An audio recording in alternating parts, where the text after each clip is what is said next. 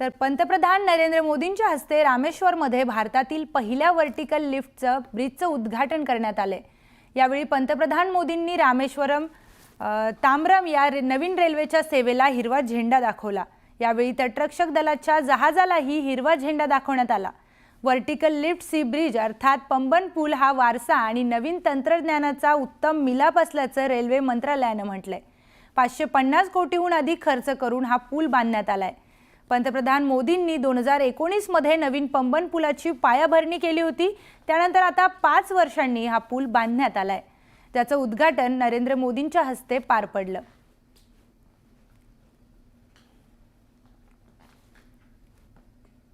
जगात tariff war सुरू असणाऱ्या अमेरिकेचे अध्यक्ष डोनाल्ड ट्रम्प यांना विदेशातच विरोध सहन करावा लागतोय। हजारोंच्या संख्येने अमेरिकेचे नागरिक रस्त्यावर उतरलेत। अमेरिकेतल्या अनेक राज्यांमध्ये नागरिक रस्त्यावर उतरून ट्रम्प यांचा विरोध करतात। हँड्स ऑफ असं या विरोध प्रदर्शनाला नाव देण्यात आलंय।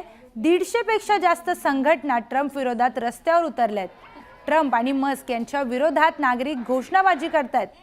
ट्रम्प यांच्यामुळे देश संकटात सापडल्याचा आरोप यावेळी नागरिकांनी केलाय।